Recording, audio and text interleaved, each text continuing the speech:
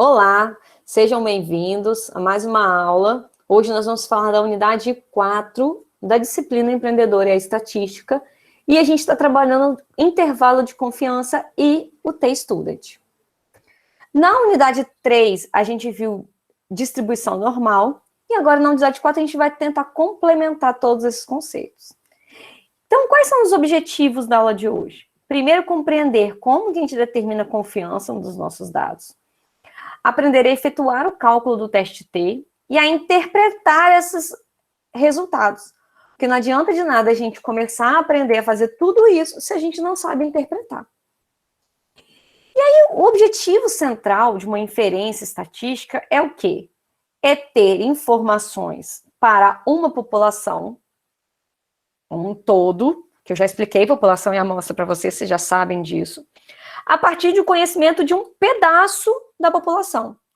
Porque, claro, nós já conversamos sobre isso, é muito difícil você inferir o total de uma população, é muito difícil você conseguir medir uma população inteira, é muito caro, é difícil encontrar todas as pessoas, então a gente usa uma amostra para chegar a conclusões sobre a população. A maioria dos estudos científicos, a maioria dos artigos acadêmicos, das pesquisas que são feitas através de inferências estatísticas, onde a gente pega uma pesquisa de uma amostra e tenta medir ela, tenta trazer ela para a população para poder fazer a projeção da probabilidade e de qualquer outra coisa. Ideia sobre intervalo de confiança, né? A gente viu nas unidades anteriores que a média X é um bom estimador para a média populacional μ. A média populacional é representada pelo μ grego e a média da amostra é o X barra. Ou seja, ela tende a acertar o alvo da verdadeira média populacional. Mas também vimos que às vezes existe uma variação tão grande desses valores X que é possível que amostras diferentes deem origem a estimadores diferentes, como esse exemplo aqui. Essa amostra aqui está completamente longe dessa amostra aqui, essa também está longe, essa está longe, e aqui está cortando a média, ou seja, aqui eu estou dizendo que é a média da população. Mas e aí? Será que todo mundo está representando exatamente isso? Então, o intervalo de confiança, a gente vai tentar parametrizar. A gente vai tentar criar um procedimento de alta probabilidade, para a gente tentar saber qual é o valor real daquele parâmetro. E aí a gente tem algumas nomenclaturazinhas que são chatinhas e que vocês ficam desesperados quando vocês ficam vendo esse monte de númerozinho, sabe? Mas eu não quero que vocês se preocupem só com essa questão das nomenclaturas. Eu quero que vocês entendam o que a gente está fazendo. Então, a gente tem o 1 menos o alfa, que é o nível de confiança. Porque 1 não é o valor total de uma curva. A gente não chegou a essa conclusão que a curva total, aquela curva normal que a gente já viu ela não equivale a 1? Então, deixa eu pegar uma curva normal que eu tenho aqui. Essa curva aqui, ó, toda, ela equivale a 1. Tudo isso daqui equivale a 1. E o que é alfa? Alfa é a margem de erro, é o erro que a gente retira da distribuição. Por quê? Porque se eu preciso saber a maioria dos valores, os valores médios, esses valores que estão muito distantes da média, eu acabo retirando eles porque eles não vão trazer a realidade da média. Então, quando eu tiro esses caras aqui, ó, eu estou tirando praticamente esses caras aqui, a grosso modo de explicação, que não é exatamente isso. Então, por exemplo, se você vai estudar um índice de massa corporal, o IMC, e aí você fala que você precisa de um intervalo de confiança de 95%. O que significa isso? eu vou tirar 5% da amostra. 5% da amostra eu vou retirar. Eu quero confiar só naqueles 95 que estão mais próximos. E aí a gente descobre que o IMC médio, representado por Mi, de determinada população, com base numa amostra de 650 mulheres, é 26,8, e o intervalo seria esse, né? 26,8 e 0,6. Sendo que 0,6 é o erro, é esse erro que a gente tirou, e o 26,8 é o que a gente chama da média. Então, definitivamente, não podemos dizer que há uma probabilidade de 0,95 de Mi. E para isso, a gente teria que calcular. O que podemos dizer sobre o intervalo é que ele foi gerado a partir de uma amostra específica, com um método que tem 95% de chance de gerar resultados parecidos. Então, se eu botar uma outra amostra ali, tem 95% de chance que eu tenha um valor igual. Então, quando a gente estuda a probabilidade, quando a gente joga a padronização numa curva normal, a gente faz isso porque a gente quer interpretar aqueles dados. A intenção disso é interpretação. E eu entendo que o statistiquês, que essas nomenclaturas da estatística são muito difíceis.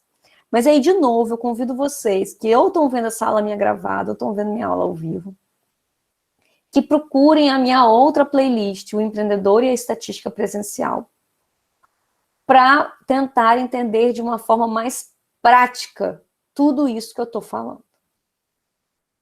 Então, quando a gente vai definir o intervalo de confiança, é bem parecido com a fórmula do Z, tá? Essa, na verdade, é a fórmula do Z, né? Só que ela é feita de outra forma, porque ela tem ainda o nível de confiança. E aí nós vamos ver um exemplo aqui agora. Determinada população, o peso do homem adulto é distribuído normalmente com um desvio padrão, vocês já sabem o que é desvio padrão, de 16 quilos.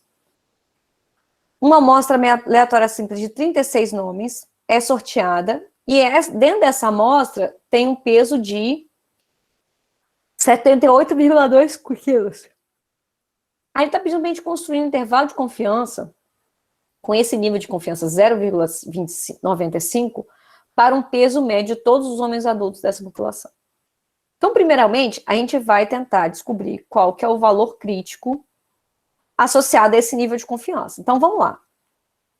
Lembra da tabela Z? Lembra da curva normal? Nós estamos aqui numa curva normal, ok? Se a gente falou que ela é... A gente pode, por exemplo, se eu não falo, eu vou trabalhar como bicaudal nas duas contas. Mas se eu falo, eu posso falar que eu estou retirando apenas a parte da cauda direita, a parte da cauda esquerda. Cauda quer dizer essa partezinha que está aqui, ó, que está 2,5 escrito nela. Então, se eu falo, vamos interpretar comigo. Agora, por favor, todo mundo presta muita atenção no que eu estou falando. Toda essa área dessa curva normal equivale a 1, não é? Eu não estou pegando os valores, jogando aqui dentro como num passe de mágica, levando que isso daqui é uma questão de percepção, de cálculo de probabilidade, e eu não sei que isso daqui equivale a 1, ou seja, equivale a 100% de probabilidade. Então, se isso daqui equivale a 1, e eu estou levando em consideração que eu só vou considerar 95% de confiança, eu só vou considerar 0,95 de 1. 1 menos 0,95 dá 0,5. Só que, Marina, não estou entendendo ainda por que tem esse 2,5. Quanto que é 5 dividido por 2? Se o meu intervalo de confiança é de 95%, significa que eu tirei 5%, que a gente está estimando um erro, a gente está tirando aqueles valores, eu já expliquei isso daqui, eu acho que vocês entenderam, são aqueles valores que poderiam sujar a nossa percepção, porque eles estão distantes demais da média, para a gente evitar o erro. E aí, Esses 95, sobraram 5. E como é que eu retiro esses 5? Sendo um nível de confiança de um teste bicaudal, que é o caso aí, 2 caudas, eu vou tirar as 2 caudinhas. 2,5 aqui, 2,5 aqui. E aí, eu já falei, né? 1 menos 2,5, alfa dividido por 2, que é 0,025. Nem preciso falar sobre isso de novo. Então, vemos que as 2 caudas da distribuição normal padrão têm 5% de área. Isso porque cada lateral tem 2,5. Já falamos sobre isso. E aí aqui eu jogo na fórmula, que a fórmula você já viu aqui atrás.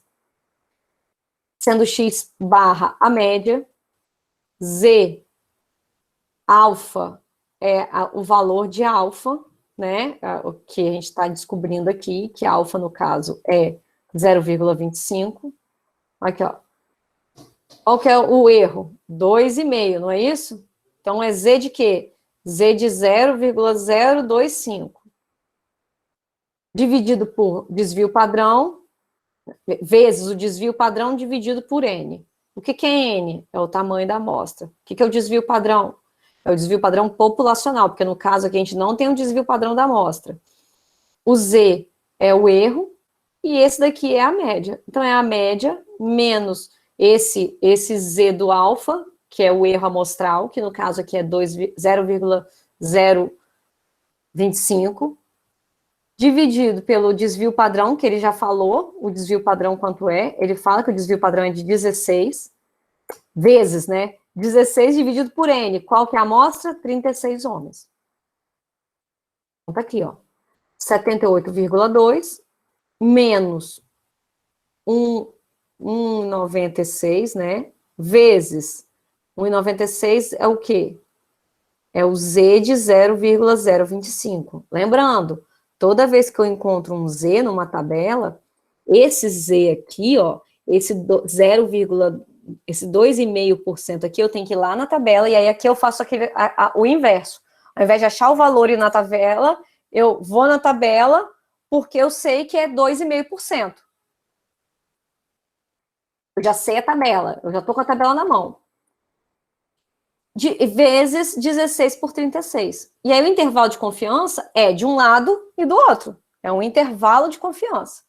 Então, nesse intervalo, contém o verdadeiro valor da média. E aí a gente sabe que o peso do... O que a gente está querendo descobrir aqui? Volta. O peso do homem adulto. O peso do homem adulto está entre qual valor e qual valor? 72,97, blá, blá, blá, e 83,4267. Esse é o intervalo de confiança para esse estudo. Atenção, você está vendo essa aula agora, você vai ter que ver de novo. E eu não vou mentir para você, não. Você vai ter que ver de novo. Mas veja com aquilo que eu sempre falo para vocês. A mente aberta. Mente aberta. Não existe essa coisa de não estou entendendo, não existe esse negócio de eu não sei, não aprendo matemática, não existe nada disso. Tudo é possível de você aprender. Eu estou falando rápido, porque eu tenho tempo e eu tenho que correr com a aula. Eu tenho um tempo de aula com vocês. Mas vocês podem ver 2 vezes, porque aí vocês... E aí também pegar as outras playlists que eu sempre indico. Eu vou deixar, dessa vez, mais playlists aqui para vocês assistirem também, de indicações de outros professores que eu admiro.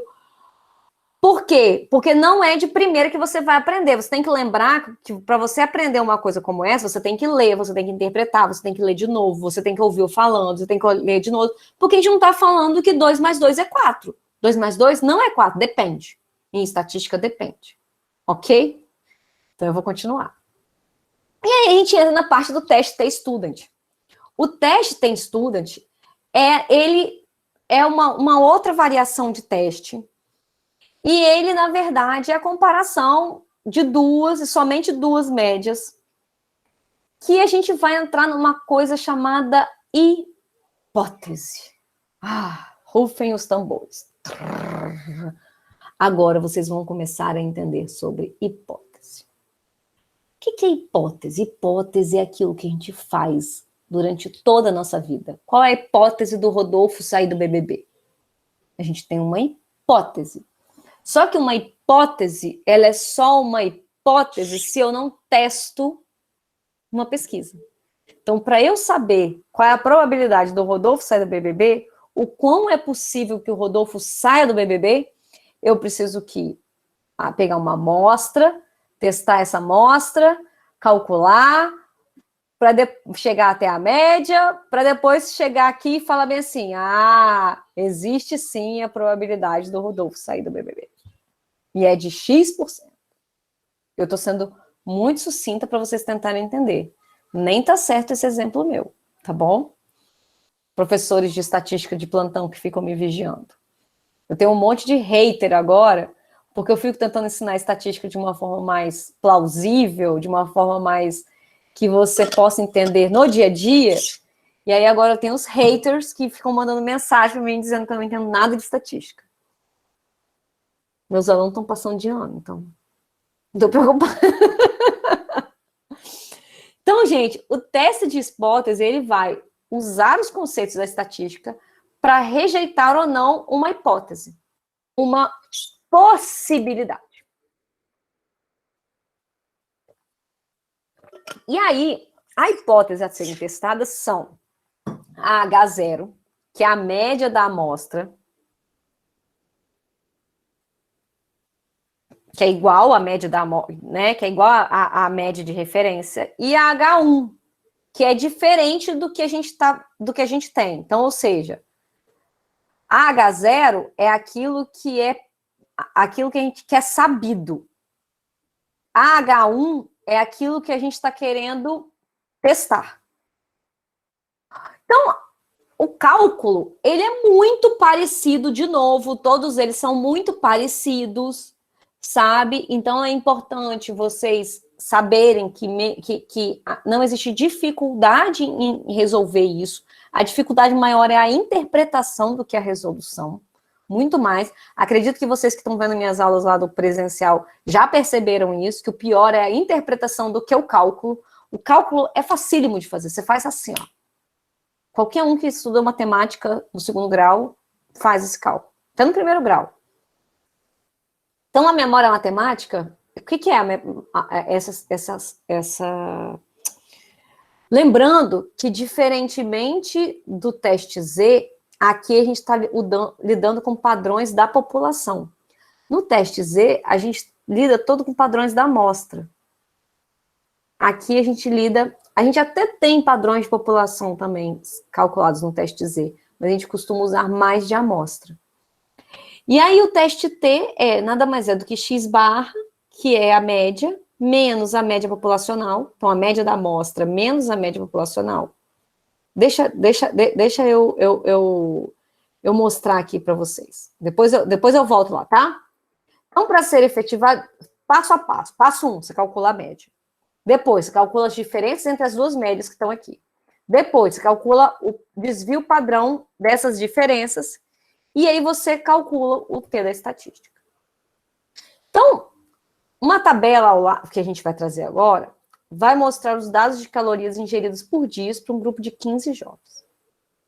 Aplique o teste T para averiguar se eles pertencem à população cuja média de calorias ingeridas por dia é 2.100 quilocalorias.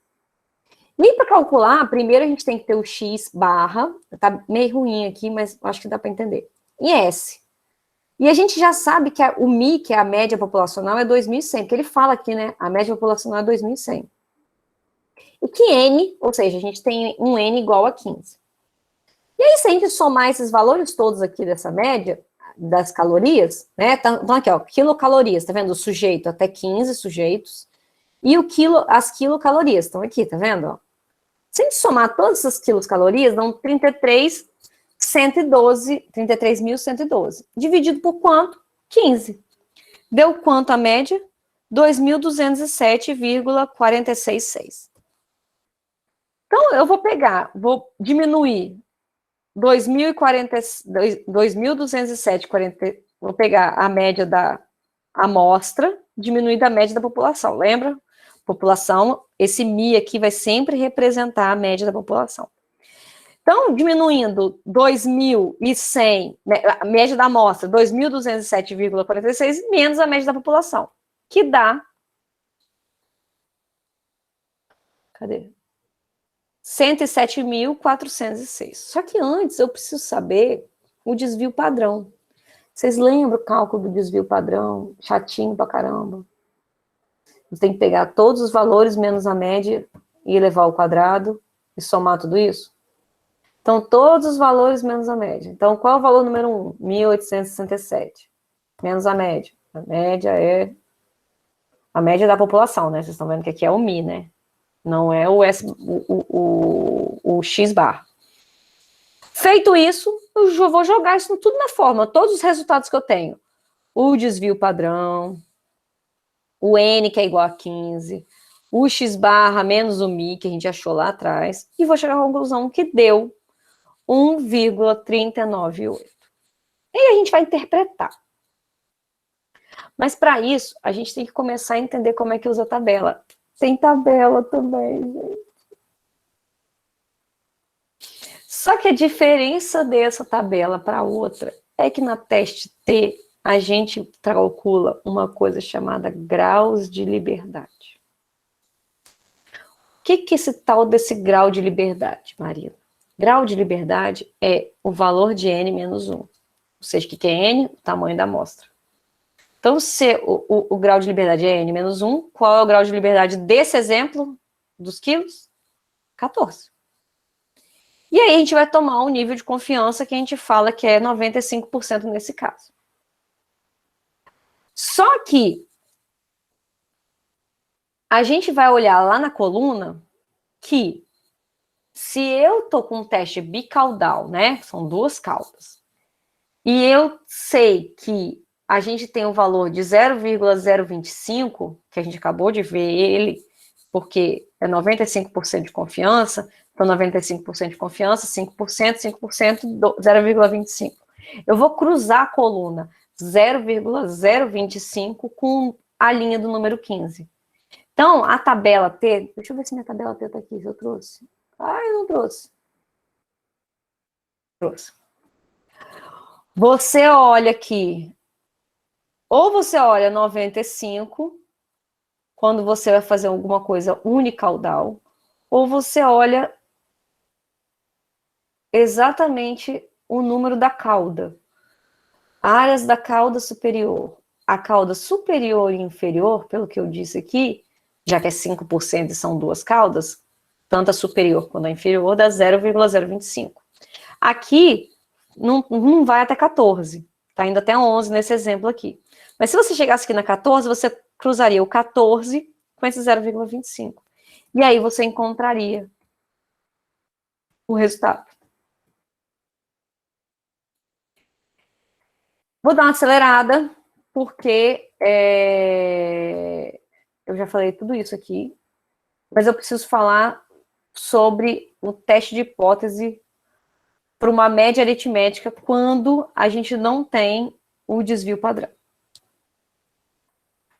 Todas as situações que a gente trata de um teste de hipótese, a maioria das vezes eles estão relacionados à média aritmética da população. E aí a gente não conhece o desvio padrão da população, até porque desvio padrão populacional é muito difícil de saber, porque a população em si já é difícil de saber. Então, na maioria das vezes, a gente sabe o desvio padrão da amostra, que foi o que a gente acabou de fazer ali. A gente até calculou, você viu que estava até o cálculo do desvio padrão. Partindo desse pressuposto, se uma população é distribuída nos moldes dessa distribuição normal, você tem a distribuição T, que você usa o T para trabalhar também na média aritmética. Mas se a população não for distribuída conforme a distribuição normal, você pode ainda assim utilizar o teste T, que aí é o teorema do limite central que é aplicado. E aí a gente tem o teste de hipótese, que é o que vocês mais vão trabalhar, que é exatamente o que a gente acabou de estudar, que é o T-stat, que chama de teste, né? X barra menos o Mi, que nós acabamos de fazer isso, dividido pelo S, que é a média da amostra, por a raiz quadrada de N. E aí, a gente entra na parte de entender como que são feitas essas hipóteses, tá? Para entender melhor esse exemplo, para entender melhor, vamos falar de exemplo, tá? Existe uma empresa chamada Saxon Home Improvement. E o objetivo é determinar se a média aritmética do montante por fatura de vendas permanece inalterada em relação aos $120 dos últimos 5 anos. E aí você é contabilista da empresa e você vai precisar informar se esse valor se modifica. Em outras palavras, o teste de hipótese é utilizado com o objetivo de tentar provar que a média aritmética do montante por fatura de vendas está aumentando ou diminuindo. Vamos supor que você pode definir as seguintes 2 hipóteses. Atenção para uma coisa. Toda vez que eu uso igual e diferente no teste de hipótese, anotem isso, é bicaudal o teste. Toda vez que eu uso maior ou menor, é unicaudal o teste, ok? Se eu estou fazendo igual e diferente, se eu estou usando os símbolos iguais e diferentes, é bicaudal. Se eu estou usando maior ou menor, é unicaudal, indo sempre para a cauda onde a gente está testando. A hipótese alternativa, que é H1, ela sempre vai trazer aquilo que eu estou tentando provar. O que é sabido? Que a média do faturamento dos últimos anos é igual a $120. O que eu acredito? Que a média de faturamento dos últimos anos não é mais $120. Ela é diferente de $120. Para menor ou para maior, eu não disse. Eu só disse que é diferente. Ok? Gente, eu vou até fazer um confessionário aqui para vocês. Hoje, que eu ensino isso, falando para vocês, eu vejo isso tão claro na minha cabeça, mas quando eu estava sentada nessa cadeirinha aí, só Jesus. Mas vamos continuar. Se a conclusão estatística for não rejeitar H0, e aí como é que eu falo? Como é que eu vou? Eu vou ou aprovar ou rejeitar. A gente sempre responde assim. A hipótese alternativa sempre contém a declaração que você está tentando provar. Se a hipótese nula, ou seja, o H0, for rejeitada, ou seja, se realmente não está igual mais, existe comprovação estatística de que a média aritmética da população correspondente ao montante por fatura de vendas é mais do que 120 ou menor do que 120. A partir do momento que eu rejeito H0, eu aceito H1. Então, mas se a conclusão estatística for não rejeitar H0, ou seja, eu não rejeito que o faturamento eu não rejeito que o faturamento ainda seja $120, você conclui que não existe evidências suficientes para provar que a média aritmética do montante se difere da que foi praticada nos últimos anos. E aí eu não estaria rejeitando essa hipótese de que o faturamento é igual a 120. E aí agora eu vou mostrar, aqui tem o passo a passo da conta, tá? Vou tentar falar com vocês. Primeiro, você coleta os dados da amostra. A amostra é com N equivalente a 12 e as faturas de vendas, ok? Você tem lá as faturas de vendas. Vamos fazer uma suposição que você tem essas faturas de venda.